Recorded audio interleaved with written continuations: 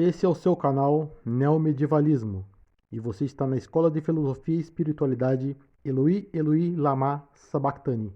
A cruz vence o Aion. Deixe seu like, faça seu comentário, inscreva-se, compartilhe o nosso canal. Sou Anderson Francisco Paiva de Souza, formado em Filosofia pela Universidade Federal de São Paulo, a Unifesp. Espiritualidade líquida. Espiritualidade líquida.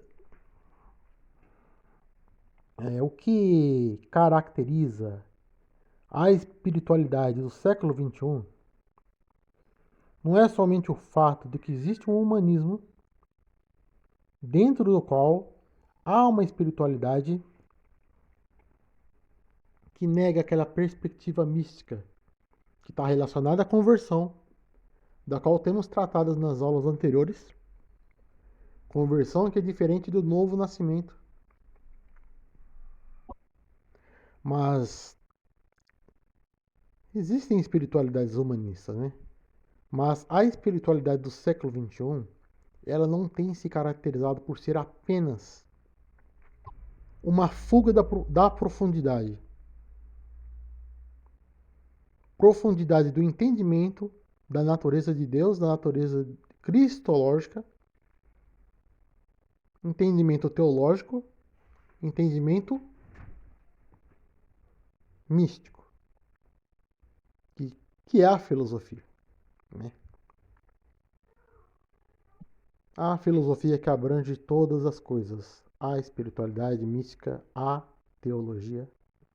E no século XXI, há um aprofundamento da espiritualidade no que tange ao contexto da adoração, dentro da qual nós temos insistido que é o maior avivamento da história recente, né? Agora, maior avivamento não apenas da história recente, aliás, o maior adoração e a renovação litúrgica é o maior avivamento de toda a história da Igreja. Segundo a minha proposta filosófica. Filosofia da Igreja. O ponto é que quando o gospel antigo começa lá no século XX, com influências do blues, né, da música negra, e eu não sou um especialista na história da música gospel, né, que é bastante abrangente, né? Então não vou estar, talvez eu não tenha uma precisão tão como aquela que eu gostaria, né? Mas o sentido é esse, né? Que ali tem o Negro Spiritus também, né? Aquelas músicas antigas que começam a fazer uma revolução na liturgia. Que é aquela coisa da música popular. A música, ela se aproxima da música secular, né? Como uma reação, e essa é a minha interpretação filosófica, como uma reação aquele sentimento antigo protestante de reverência e de uma espécie de fundamentalismo ascético protestante que existia em algumas instâncias, né?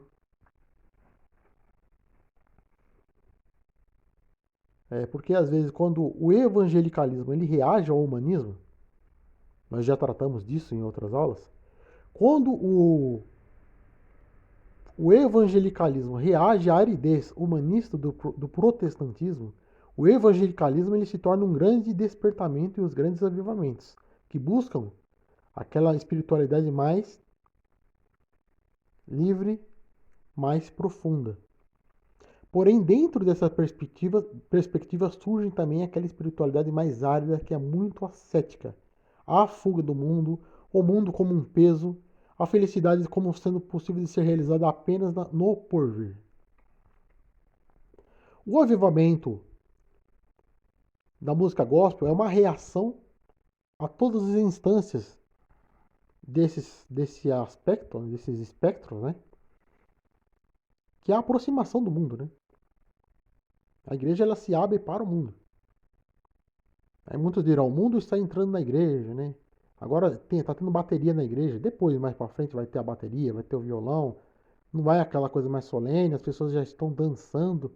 O mundo está entrando na igreja. Exatamente isso, o mundo está entrando na igreja. Mas o mundo, como oikomene, ou cosmos, mas vamos dizer como oikomene, e não como aion. Ou seja, o mundo humano, né? Você precisa ser um cristão, você pode estar integrado ao mundo, né? É desejável que você seja integrado ao mundo, você não precisa ser um esquisito dentro do mundo, né? Não era essa a proposta de Jesus, né? Pelo que podemos entender, né? Jesus não propõe uma espiritualidade extremamente ascética e melancólica. Porém, quando o gospel começa a avançar, ele começa a se aproximar daquele sentimento do worship, né? Que não se trata apenas mais de uma liberdade revolucionária, mas de uma espiritualidade contemplativa, de, de um espírito de oração motivada por um amor que é aquela doçura, né? Aquele sentimento de doçura e da adoração, né? Ela se torna mais uma espiritualidade e um sentimento de maior doçura em relação a Jesus. Mas ainda, quando a gente vai ver essas músicas, né? Antes do século XXI, começa a surgir algumas músicas mais desse estilo, mas ainda não é o worship do século XXI, né? O worship do século XXI, ele vai ainda avançar ainda mais essa estética, atingindo um patamar estético sem precedente em toda a história da música, né? Tanto popular quanto qualquer outra, né? Não existe esse sentimento de uma estética profundamente imersa em uma espiritualidade, em uma o senso da melodia e da poesia atinge uma beleza de um tipo bastante distinto de qualquer outra coisa. Um sentimento de entrega que é beleza.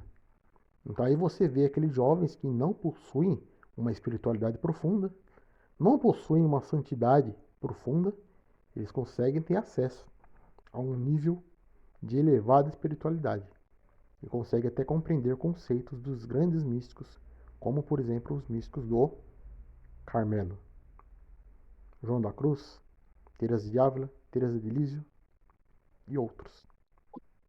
Mas ainda é uma espiritualidade líquida, porque não há uma concretude. Aí volta aquele problema que nós estamos insistindo, né? Uma espiritualidade que se inicia, mas não se concretiza no mundo espiritual. Por isso líquida, por isso se desfaz na necessidade do entretenimento constante, da interação constante. Os jovens eles querem estar integrados ao mundo, eles não querem parecer estranhos ao mundo, mas nessa inclusão, nesse entretenimento, eles acabam sendo necessariamente superficiais. Não existe a profundidade, não existe o interesse pelo estudo da teologia, não existe o interesse, que dirá pela filosofia, né? Não existe o interesse por questões teológicas, não existe o interesse pela espiritualidade. Porque quando falamos de João da Cruz, nós estamos falando de uma espiritualidade concreta, né? Ela não apenas se inicia, mas ela vai mais longe. Então, para o adorador que está inserido nessa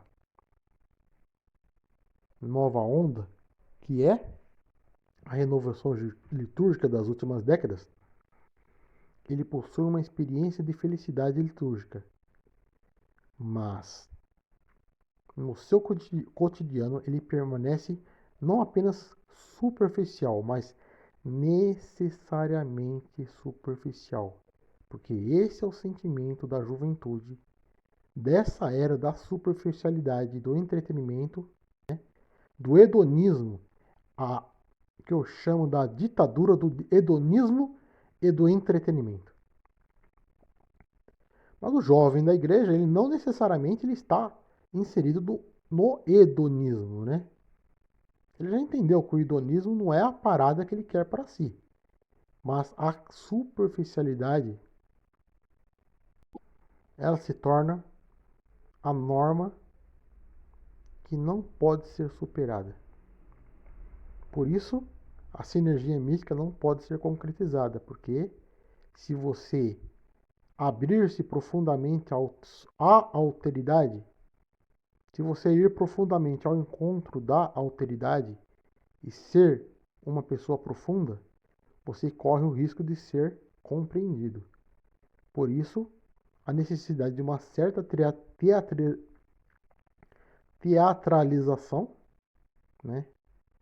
De uma certa máscara social eclesial contemporânea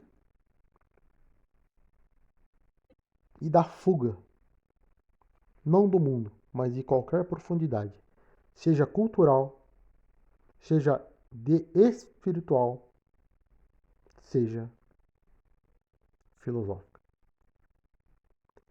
Não conhece a história, não conhece a teologia, não conhece a história da igreja, não conhece a teologia bíblica, não conhecem a espiritualidade. E eles estão compreendendo coisas profundas da espiritualidade. Mas o ponto é, a profundidade é necessária para a igreja. E a profundidade ela é radicalmente distinta da chatice. Tem nada a ver com ser aquele pedantismo, elitismo, é ser uma pessoa afastada do sentimento da juventude. Porque a educação, a cultura, elas fazem bem à alma e também à espiritualidade. Por exemplo, ler a Bíblia é um ato de erudição. Né? Na Bíblia você vai ter história, vai ter política, vai ter geografia. Então o ateu ele necessariamente irá estudar a Bíblia, porque a Bíblia também é cultura. A cultura ela enriquece a espiritualidade. Né? Aí surge aquela clivagem que parece insuperável entre a razão e a espiritualidade. Aquele que se dedica mais ao mundo intelectual é o cristão que vai ser necessariamente árido e cético em relação às coisas espirituais e à espiritualidade. E a espiritualidade de adoração, ela vai necessariamente evitar a profundidade cultural e intelectual. E parece isso insuperável. Né? Isso parece algo insuperável. O filósofo ele não vai compreender a espiritualidade de um modo profundo. E o adorador jamais vai compreender questões filosóficas, né? Esse dualismo teológico presente dentro da filosofia da igreja contemporânea irá necessariamente produzir espiritualidades superficiais e o pensamento árido. Trata-se do fato de que somente a profundidade pode mudar as estruturas e convencer o mundo. O intelectual ele é raso mesmo, do ponto de vista da espiritualidade, em coisas espirituais. A espiritualidade é rasa, né? No mundo intelectual. E a espiritualidade de adoração, ela é rasa do ponto de vista da própria cultura, da própria razão, da própria racionalidade. E é essa uma das causas pelas quais o discernimento também nunca pode ser efetuado dentro da igreja. Porque o discernimento, ele envolve o mundo da espiritualidade, o mundo espiritual e a intelectualidade, a razão. Ele envolve ambas as coisas. Porque o intelectual, ele é influenciado pelo ceticismo da, da modernidade filosófica. Lembra como Descartes disse que decidiu de tudo duvidar? E a espiritualidade de adoração, ao se aproximar do mundo, torna-se necessariamente líquida e superficial, porque esse é o novo sentimento e a nova onda dessa era dos jovens. A era do consumo, da superficialidade, da cultura necessariamente descartável, da falta de imersão na alteridade, indiferença, que é autocentrismo. Se eu estou autocentrado em mim mesmo, então eu estou realizando a espiritualidade adoradora. Porque se eu me dirigir à alteridade, eu deixarei aquela superficialidade descartável, líquida. Então eu deixarei o mundo, eu abandonarei o mundo, eu serei um estranho, voltarei para o sentimento da igreja, aquele sentimento antigo, né? Serei um esquisito no mundo. Então eu preciso me aproximar dos jovens do mundo. Então eu preciso ser superficial, que essa é a nova onda, né? E porque a era contemporânea se tornou tão líquida, tão superficial, mesmo em pessoas que começam a se interessar pela profundidade, né, humana. Mas o avanço tecnológico, a instituição da era digital, a proliferação das redes sociais, da era da artificialidade. Por exemplo, antigamente eu gostava, alguns anos atrás, né? Logo no começo do século XXI, eu tinha lá meus blogs que eu escrevia sobre política, né?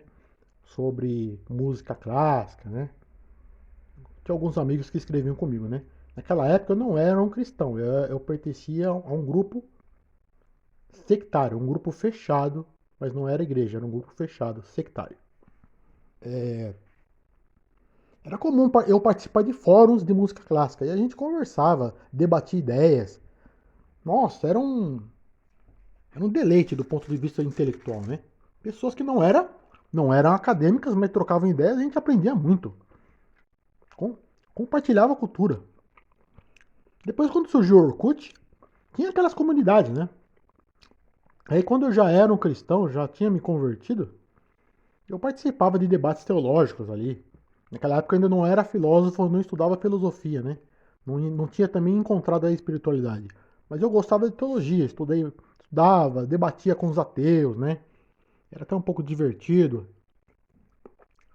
Depois que sumiu o Orkut, surgiu essas novas redes sociais, o debate ele desapareceu do mundo digital. Desapareceu. Se você entrar um fórum, criar um fórum para debate na internet, você as pessoas não mais debatem. Não existe mais comunidades de debates profundos. As pessoas elas não querem mais essa ideias, debates e diálogos. Elas querem o mundo da estética, o mundo da sensação.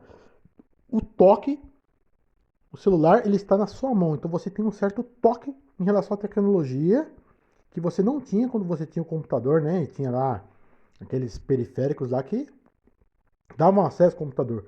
Agora é um mundo estético. Você toca na internet, você toca no mundo digital, ele está na sua mão. É uma experiência estética, é uma experiência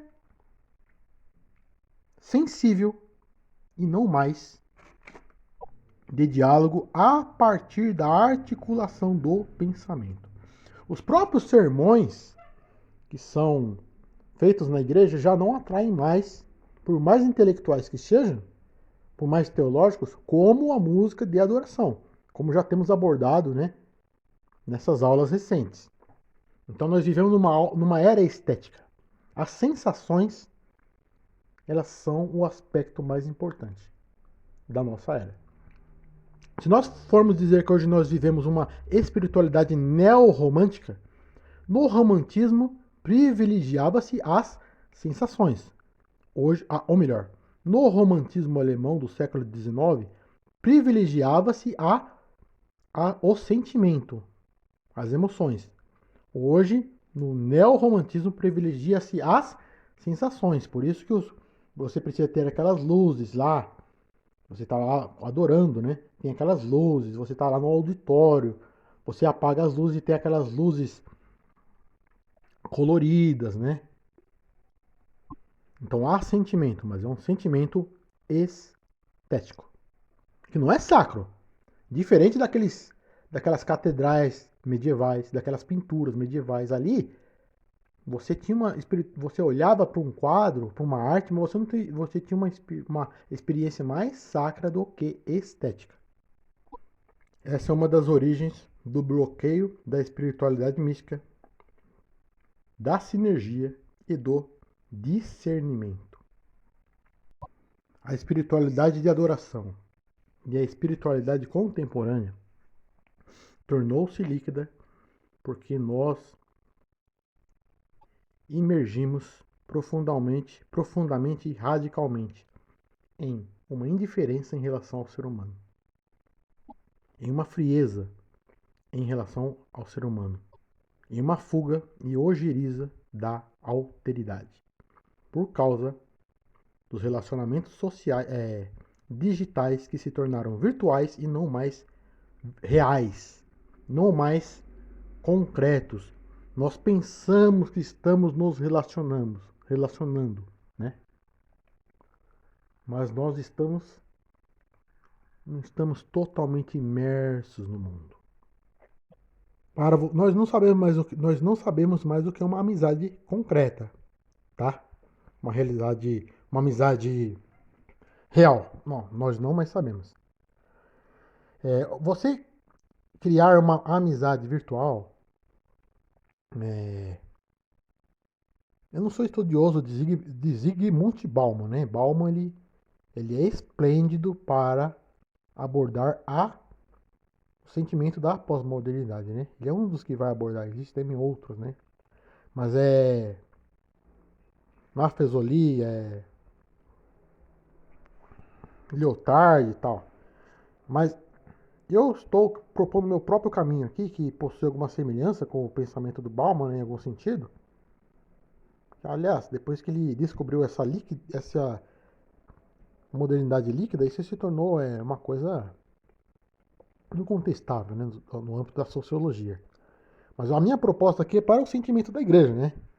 Mas por que, segundo eu penso, para você fazer amizades virtuais é muito rápido para você fazer. Conseguir construir amizades virtuais, amizades que são uma espécie de miragem, né, de uma sombra, uma miragem do que seria uma amizade verdadeira. É muito rápido, você consegue muitos seguidores, muitos amigos.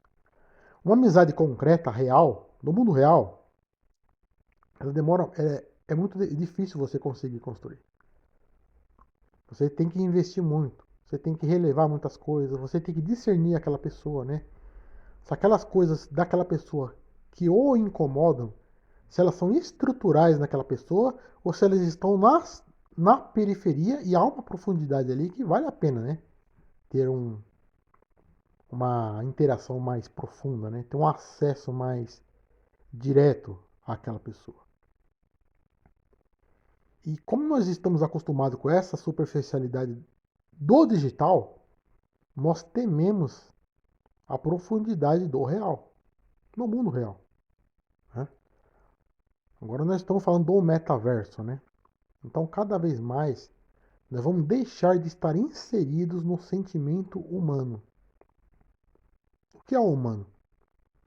Por exemplo, uma pessoa que está ali dando comida ali, por exemplo, pro mendigo, distribuindo marmita lá pro mendigo, né? Pessoa que está ali dando banho, um doente, assim. Essas pessoas elas estão profundamente imersas, né? No sentimento humano, né? Se você quiser se dedicar a causas sociais mais concretas, você vai estar mais próximo desse sentimento mais humano. Mas não estou dizendo que você precisa fazer isso, né? Para você atingir. É apenas um exemplo, né? Nem todos vão ter essa vocação mais social, concreta. Agora, o ponto relevante é que essa ideia da fugalidade do real, né? Do virtual, do universo cibernético, do mundo virtual, do mundo das redes sociais, da própria ideia do metaverso, ele é uma espécie de desfragmentação da personalidade, né? Você não encontra uma referência no mundo, porque você não tem mais um amigo, você tem uma máquina na sua frente, né? É como se aqueles filmes lá que os robôs começam a aumentar, né? Mais ou menos aquilo. O mundo ele se torna cibernético, né? Ele se torna, já se fala até mesmo em transhumanismo, né? Transhumanismo. Então, o que está ocorrendo? Você não tem mais referências para ter acesso àquela profundidade que é o autoconhecimento, né? O autoconhecimento que as pessoas vão buscar em uma espiritualidade mais rasa, mais imanentista. Mas o que vai acontecer? Essas espiritualidades mais rasas e imanentistas, elas vão falar de um autoconhecimento que, na verdade, você está se projetando para fora, né? Você não está olhando o cosmos e vendo o que os cosmólogos vão ver, o que os astrônomos estão vendo aí, estrelas, poeira, galáxias, gases, gás hélio. O universo é isso. O mundo humano está aqui, está em nós. O mundo humano é o nosso mundo. A cosmologia, Newton, Isaac Newton, Einstein, isso não é o mundo humano, não é a história, né? Quando nasce uma estrela, isso faz parte da história? Não faz. Faz parte da cosmologia. A história é o mundo humano. Mas quando você olha para o universo, você está vendo poeira, nebulosas, estrelas de nêutrons, você está vendo buracos negros, pulsares, quasares, galáxias, radiação de fundo em microondas, radiação cósmica de fundo em microondas, né? A grande teia cósmica e assim por diante. Mas aquele que procura uma espiritualidade mais imanentista, ele está buscando uma outra coisa no cosmos que não seja esse mundo físico. E ele sai do mundo humano. Então ele fez, eu estou tendo um autoconhecimento. Mas na realidade o autoconhecimento é um mundo humano. É um mundo. O autoconhecimento é imergir-se na individualidade, conhecer-se. E para você se conhecer, é importante você ter uma referência, uma amizade, uma interação concreta com uma pessoa. Se você está se desintegrando, você perde a noção do que é o mundo concreto. Vamos supor, você está aqui agora no Instagram. Você está aqui no seu quarto, tal, tem os móveis ao seu lado. De repente seu filho está aqui correndo, né? Sua esposa está lá lavando louça, né? Tem alguém com a televisão ligada e você está aqui no Instagram. Você não está aqui na sala, as pessoas ali, outra pessoa. Você está em outro mundo. É um mundo digital. E isso produz fascínio. Porque ele é um mundo rápido, é um mundo de informação muito rápida de ser alcançada, que te dá uma sensação de um conhecimento quase que ilimitado, né? Aquele saber absoluto que Hegel propunha. A internet ele dá-se falsa sensação de conhecimento. Né? Você vai ver Kant, ele vai construir uma obra monumental, por exemplo, a crítica da razão pura. Não existia internet naquela época, né? Então havia um conhecimento ali em Kant. Hoje os jovens eles pensam que possuem conhecimento, né? Quer dizer, Kant não. Kant não era da área de internet.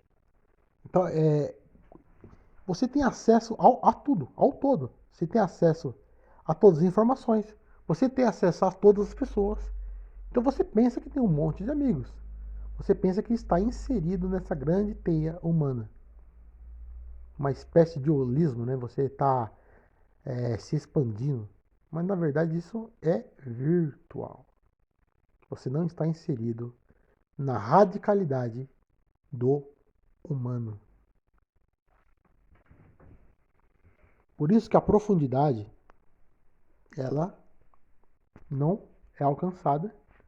O sentimento da juventude é um sentimento de contestação aos valores morais, aquilo que o cinismo, a escola do cinismo da Grécia propunha, né? Não o cinismo como a gente fala usualmente, o cinismo filosófico era contestação dos valores estabelecidos, né? Então você está contestando os valores de uma cultura de valores objetivos, de valores sólidos, e você está propondo um relativismo. Então, aí, o que vai ocorrer? Há uma desintegração da própria personalidade. Você não tem mais uma referência no mundo concreto. Você não consegue ter profundidade.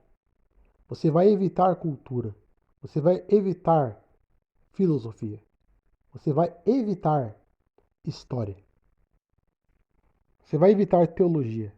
Você vai evitar o pensamento. Você não tem tempo para pensar, porque você está se entretendo, né?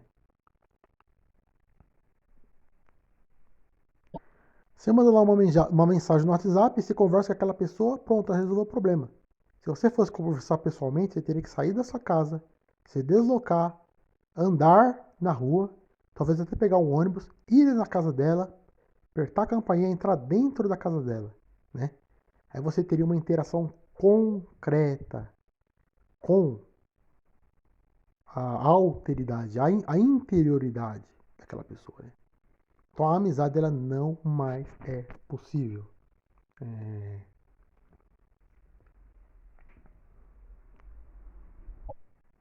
o humano não se tornou mais tão importante.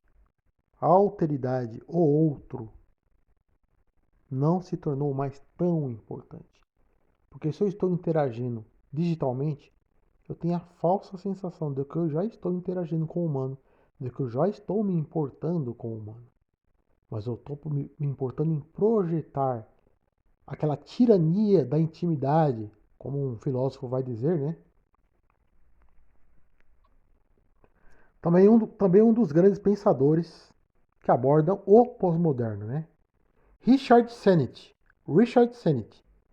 O declínio do homem público, as tiranias da intimidade.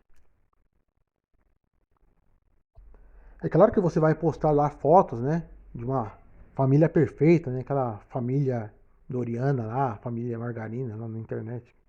Aquilo que todo mundo já sabe, né?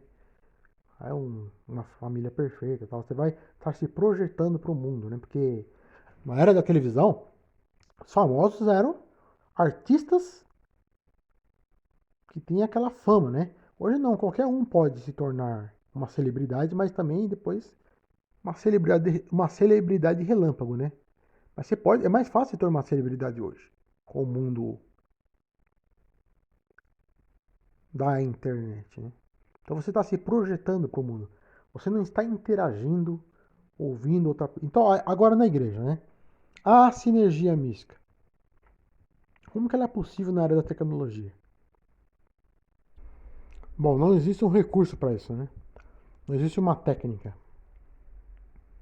O jovem de hoje ele precisa buscar a conversão. Ela que vai dar acesso a toda aquela dimensão da profundidade, né? Do impacto em relação ao humano e de se importar-se com aquela amizade mística, né? Você a conversão ela faz você entender que a tecnologia ela pode até potencializar o sentimento da mística, da espiritualidade profunda, né? Mas você não está confundindo as coisas, você não está num metaverso, né? Você não está desintegrado do mundo. Você está no mundo real concreto, porque é um mundo humano, né? E que se fosse assim, era só você ficar numa casa e ter uma igreja virtual. Você fica na sua casa e faz uma igreja virtual, você nem precisa sair de casa, né? Mas se você está no mundo humano, você tem a perspectiva que a tecnologia é algo que é diferente dessa concretude, né? Todo esse pacote de essa atitude de discernimento, ela vem junto com a conversão profunda, que vai muito além do simples novo nascimento, né? Como nós abordamos em uma das aulas anteriores. Então, a tecnologia é uma coisa que é uma estrutura para uma potência, é uma estrutura para o nosso tempo, né? Não tem como falar, vamos parar de assistir, vamos evitar um pouco as redes sociais, vamos nos afastar do mundo digital. Não tem como fazer isso. O que você precisa fazer é essa distinção entre o mundo humano, né? E esse mundo digital, o mundo do metaverso, esse mundo é um outro mundo que não é o nosso, as pessoas elas não estão ali. No Instagram, no WhatsApp, no Facebook. Elas não estão nas redes sociais das pessoas. Né? As pessoas elas estão no mundo. E quando você faz essa distinção, aí você sabe,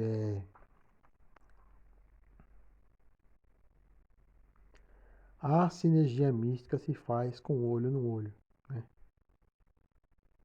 Você está próximo, você está interagindo, você está conhecendo, você está aprendendo, você está se tornando um cristão mais profundo, porque você está conhecendo uma pessoa que está compartilhando coisas com você que você não descobriria de um outro modo, mesmo à distância, né?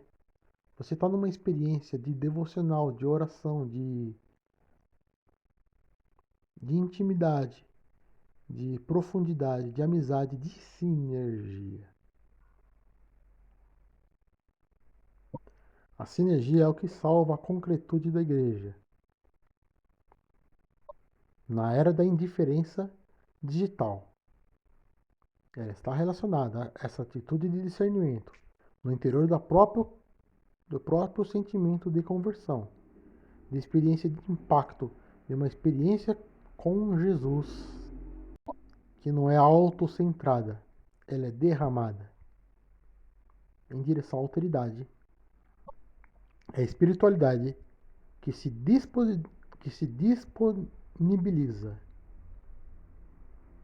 É a espiritualidade que se disponibiliza ao sentido do que é a igreja.